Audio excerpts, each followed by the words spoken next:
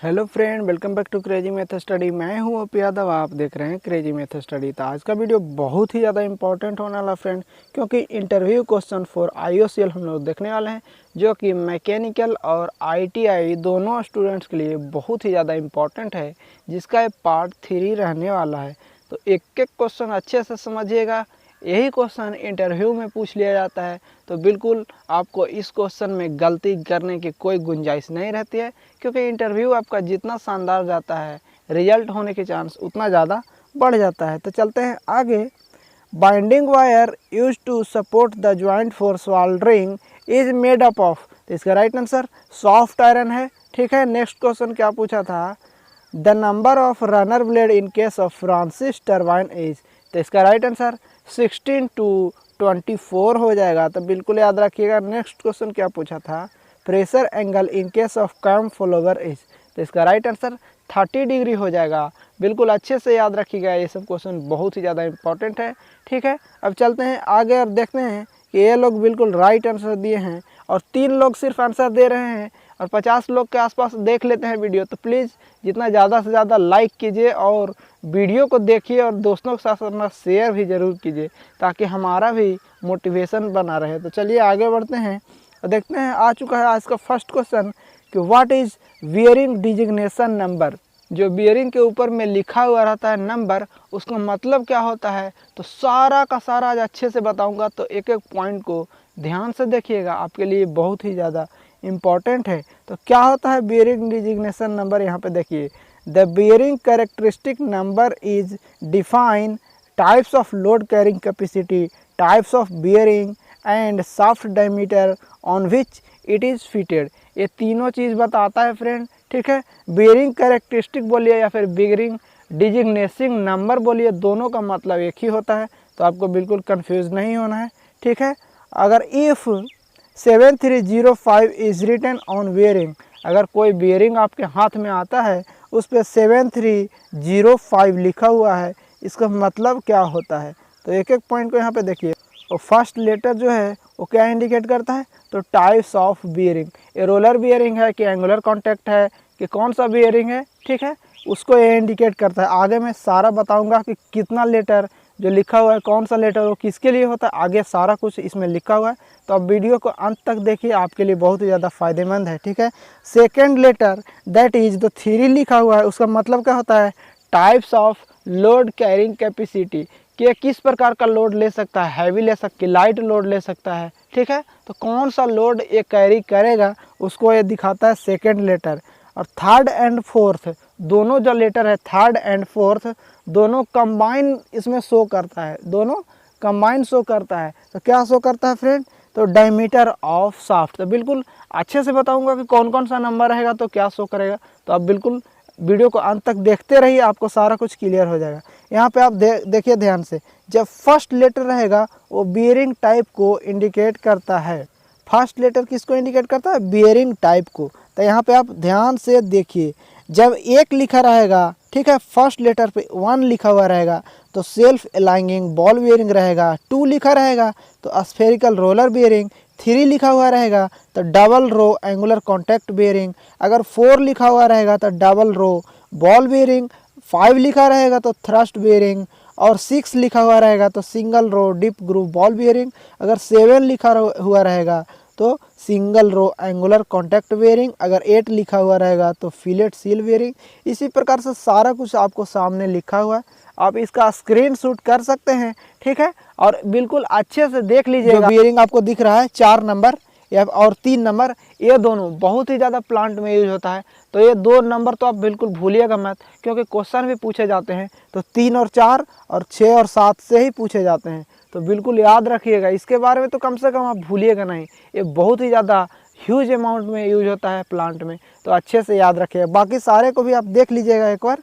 ठीक है, अच्छे से देख लीजिएगा। और नीडल बियरिंग एनए जो लिखा हुआ है वो भी यूज होता है प्लांट में, तो अच्छे से आप याद रखिएगा। ठीक है, आगे बढ़ते हैं, देखते हैं सेकंड लेटर क्या इंडिकेट करता है। तो सेकंड लेटर इंडिकेट करता है कि लोड कौन सा उस पर लग रहा है। ठीक है, लोड उस पर कौन सा लग रहा है। अगर 0 उसमें लिखा हुआ रहेगा तो मतलब एक्स्ट्रा लाइट लोड लग रहा है। सेकंड लेटर वो 0 लिखा हुआ रहेगा। ठीक है, तो एक्स्ट्रा लाइट। 1 लिखा रहेगा तो लाइट लोड। 2 लिखा हुआ रहेगा तो मीडियम लोड, और अगर 3 उस पर लिखा हुआ रह गया तो मतलब ये हैवी लोड कैरी करेगा। तो अच्छे से याद रखिएगा। देखते हैं कि थर्ड और फोर्थ लेटर क्या शो करता है। थर्ड और फोर्थ लेटर डायमीटर को शो करता है फ्रेंड। अच्छे से याद रखिएगा किसको शो करता है, डायमीटर को। अगर थर्ड और फोर्थ लेटर अगर 0 है तो बोर साइज कितना रहेगा, 10 mm। अगर 01 लिखा हुआ है, यहाँ पे देखिए 01 लिखा हुआ है तो मतलब 12 mm, और 02 लिखा हुआ मतलब 15 mm, 03 लिखा हुआ है इसका मतलब कौन सा, 17 mm। और उसके बाद 3 के बाद जैसे ही 4 आता है, जैसे 04, 05, 06 आगे कुछ भी रहे थर्ड और फोर्थ लेटर, उसको क्या करना है, 5 से मल्टीप्लाई करना है, ठीक है। और उसके बाद आपको शाफ्ट का साइज मिल जाएगा। देखिए जैसे 04 तो 04 में 5 से मल्टीप्लाई कीजिए 20 mm उसका शाफ्ट का डायमीटर, 05 मतलब 5 से मल्टीप्लाई कीजिए तो 25 mm उसका डायमीटर। इसी प्रकार से आगे जितना भी नंबर रहेगा उस पर आप करते जाइएगा, आपको कोई प्रॉब्लम नहीं होगा। चलते हैं आगे। और स्पेशल लेटर लिखा हुआ रहता है, इतना तो 4 लेटर जो लिखा हुआ है 7305 या 06 कुछ भी, उसके बाद जो कुछ और उस पर स्पेशल लेटर, क्योंकि स्पेशल टाइप का बियरिंग भी हमारे प्लांट में यूज होता है। तो क्या क्या रहता है फ्रेंड, तो उसमें आप देखिए यहाँ पे अगर उस पर एन लिखा हुआ रहे तो आउटर सेपरेट हो जाएगा, आउटर रेस जो होता है वो सेपरेट हो जाएगा, और रोलिंग एलिमेंट और इनर रेस एक ही में कंबाइंड रहेगा, ठीक है। अगर एन यू लिखा रहेगा तो उसमें इनर सेपरेट हो जाएगा, इनर सेपरेट हो जाएगा। जितने भी हमारे रोलर बेयरिंग जितने प्लांट में यूज हो रहे हैं सब के सब इनर सेपरेट होता है। कैसे फ्रेंड, कि जैसे ही हमको शाफ्ट के ऊपर बेयरिंग को डालना रहता है तो उसमें क्या होता है कि इनर सिर्फ को इंडक्शन हीटर पे, सिर्फ इनर को इंडक्शन हीटर पे हीट करके उसको लगा दिया जाता है, बाद में उसके साथ आउटर रेस, और आउटर रेस के साथ ही कंबाइंड रहता है हमारा रोलिंग एलिमेंट, उसको लगा दिया जाता है। तो ये भी यूज होता है, ठीक है। तो ये भी याद रखिएगा। अगर RS लिखा हुआ रहेगा तो मतलब रबर सील्ड लगा हुआ रहा है। सील्डिंग मतलब समझते हैं फ्रेंड, कंटामिनेशन को अवॉइड करने के लिए उसमें सील्डिंग लगा हुआ रहता है, दोनों तरफ से रोलिंग एलिमेंट को ढका हुआ रहता है। अगर 2RS लिखा हुआ है उसका मतलब जो रबर सील्ड है वो दोनों साइड से रहेगा, ठीक है। 2RS मतलब रबर सील्ड दोनों साइड से। अगर M लिखा हुआ है तो उसमें जो केज लगा हुआ है, केज जो दो रोलिंग एलिमेंट को सेपरेट डिस्टेंस पे रखता है वो मेटालिक होगा, ठीक है। और अगर Z लिखा हुआ रहेगा मतलब मेटल सील्ड लगा हुआ है और वन साइड रहेगा, मेटालिक सील्ड वन साइड, जो कि कंटामिनेशन को अवॉइड करने के लिए, ठीक है। अगर 2Z और ZZ दोनों लिखा हुआ रह सकता है, या हो सकता है कि 2Z लिखा हो या ZZ हो, तो मेटल सील्ड बोथ साइड रहेगा, तो उसके लिए ये लिखा हुआ रहता है। चलते हैं आगे और देखते हैं next question, what is condition monitoring of compressor and how it can be performed. देखिए फ्रेंड, जैसे ही हम लोग प्लांट में जाते हैं तो हमको कंडीशन मॉनिटरिंग मिलता है, ठीक है। कंडीशन मॉनिटरिंग में जाकर देखना रहता है कि सब कुछ ठीक है कि नहीं। तो कौन कौन सा पार्ट देखना रहता है, क्या क्या देखना रहता है, चलिए आगे बढ़ते हैं और देखते हैं। Condition monitoring is the process of checking abnormalities of compressor during running condition. जैसे प्लांट में कंप्रेसर रन करते रहता है तो कंडीशन मॉनिटरिंग में उसको चलते समय ही देखा जाता है कि वो कैसे से चल रहा है, उसमें कोई abnormality है या नहीं है। तो चलते हैं कि कौन कौन सा स्टेप होता है। तो step involve during condition monitoring, क्या क्या किया जाता है, तो compressor suction pressure and temperature को मेजर किया जाता है कि कहीं वो इंक्रीज तो नहीं कर गया है, क्योंकि कंप्रेसर में जाएगा तो और ऑलरेडी उसको प्रेशर हाई होना है और टेम्परेचर भी हाई होना है, तो पहले से ही इंक्रीज तो नहीं है। दूसरा पॉइंट क्या चेक करते हैं, कंप्रेसर डिस्चार्ज का प्रेशर एंड टेम्परेचर के बीच में हमारा इंटरकूलर लगा हुआ है वो प्रॉपर फंक्शन कर रहा है कि नहीं कर रहा है, या फिर जितना भी हमारा कंप्रेसर का टेम्परेचर बढ़ाने की कैपेसिटी और प्रेशर बढ़ाने की कैपेसिटी है कहीं उससे ज़्यादा या फिर कहीं उससे कम तो नहीं है। तो इसी सब से देखा जाता है कंडीशन मॉनिटरिंग में। वहाँ पे सारा गेज लगा हुआ रहता है, उसी में चेक किया जाता है, ठीक है। और आगे पॉइंट कौन सा चेक किया जाता है कि कंपोनेंट में वाइब्रेशन तो नहीं है। जैसे ही हम लोग जिसका लिमिट रहता है कि इतना उसका रहना चाहिए, इतना फ्रीक्वेंसी रहना चाहिए इक्विपमेंट का वाइब्रेशन का, ठीक है। और अगर उससे ज़्यादा रहे या कम रहे तो उसमें भी चेक किया जाता है। ज़्यादा रहे तो हमको ज़्यादा दिक्कत होती है, इसलिए उसको तो जल्दी से जल्दी हमको डिटेक्ट करना ही पड़ता है कि कहाँ से ये फॉल्ट आ रहा है। ठीक है, उसके बाद क्या किया जाता है, कंप्रेसर एक्सियल डिस्प्लेसमेंट, कि कंप्रेसर जो है वो एक्सियली डिस्प्लेस तो नहीं कर गया है, आगे पीछे तो नहीं हो गया है। ठीक है, क्योंकि उसका क्लियरेंस वॉल्यूम, स्वेप्ट वॉल्यूम सारा कुछ अच्छे से लिखा हुआ रहता है, मतलब अच्छे से उसको मेंटेन करना रहता है, और वो हमारे इधर उधर अगर हो गया तो बहुत ही ज़्यादा प्रॉब्लम हो सकता है, तो उसको चेक किया जाता है। और साथ ही साथ जितने भी हमारे फाउंडेशन वोल्ट लगे हुए रहते हैं, कपलिंग लगे हुए रहते हैं, ये सब दूर दूर से हमको चेक करना रहता है कि सारा कुछ ठीक है कि नहीं, कि कहीं नट वोल्ट कहीं खुल तो नहीं गया है, ये सब चीज़ चेक किया जाता है। तो अच्छे से ये सब आप बताइएगा तो आपका इंटरव्यूअर आपसे बहुत ही ज़्यादा इम्प्रेस होगा।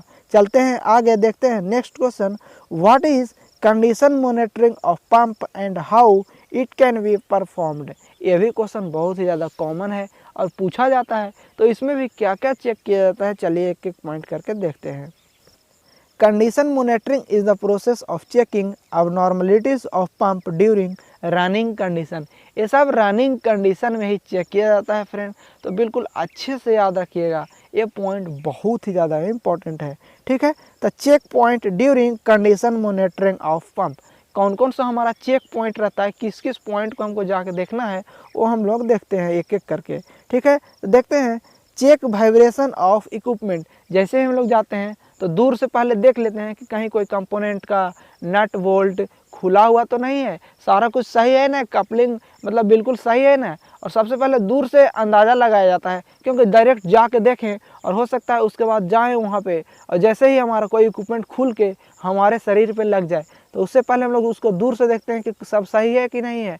अगर सब सही है तो उसके पंप के पास में हम लोग जाते हैं, कोई भी इक्विपमेंट के पास में जाते हैं हम लोग और उसको चेक करते हैं। तो वाइब्रेशन सबसे पहले चेक करते हैं कि उसका वाइब्रेशन सही है कि नहीं है। वाइब्रेशन चेक करने का एक मशीन होता है फ्रेंड, उसी से चेक किया जाता है, क्योंकि ऐसे आप जनरली नहीं चेक कर सकते हैं कि कितना वाइब्रेशन है। ऐसे तो लगे कि पंप है तो इतना तो करेगा ही, लेकिन ऐसा नहीं है, वाइब्रेशन का एक लिमिट होता है। वाइब्रेशन मेजर करने वाला कौन सा इक्विपमेंट यूज़ किया जाता है, आप कमेंट बॉक्स में लिख सकते हैं अगर आपको मालूम है तो। ठीक है, नेक्स्ट पॉइंट कौन सा चेक करते हैं, check out seal port level of pump. Plan 52 53 इस प्रकार का लगा हुआ है जिसमें सील पोर्ट लगता है।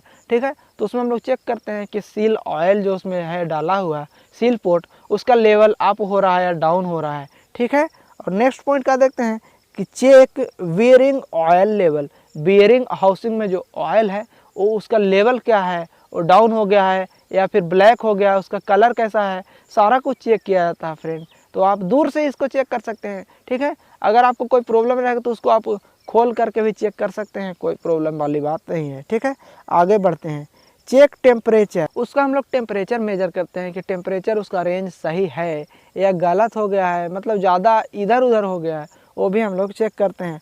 और लास्ट में चेक करते हैं कि चेकआउट अबनॉर्मल साउंड। ठीक है, ये सारे इक्विपमेंट में रहता है कि आप उसका साउंड ज़रूर पता करें कि जब स्मूथली चलता है तो उसका साउंड कैसा रहता है। ठीक है, अब जब एक ही इक्विपमेंट को आप बार बार रोज़ रोज़ कंडीशन मॉनिटरिंग में जाएंगे तो आपको सारा कुछ पता चल जाएगा, कोई आपको प्रॉब्लम होगा नहीं। ठीक है, अब दूर से बता दीजिएगा कि क्या मेरे इक्विपमेंट में एक खराबी हो चुका है। जैसे आप बाइक चलाते हैं तो कहीं से आपका आवाज़ आता है तो आप डिटेक्ट कर लेते हैं कि मेरा लगता है कि ये वाला पार्ट लूज़ हो गया है। ठीक है, तो उसी प्रकार से आप भी इक्विपमेंट के साथ फैमिलियर हो जाते हैं, आपको कोई प्रॉब्लम नहीं होगा अगर आप डेली यही काम करते हैं तो। अब आ चुका है question of the day, least count of vernier caliper is. इसका राइट आंसर क्या होगा, ऑप्शन है 0.001, 0.002, 0.01, 0.02। Next question, clinometer is use to measure angle roughness की बोथ ए एंड बी या फिर none of this. Next question, circular shaft is hold on V block angle plate की both A and B या फिर none of this. इसका right answer आप फटाफट से कमेंट बॉक्स में टाइप कीजिए।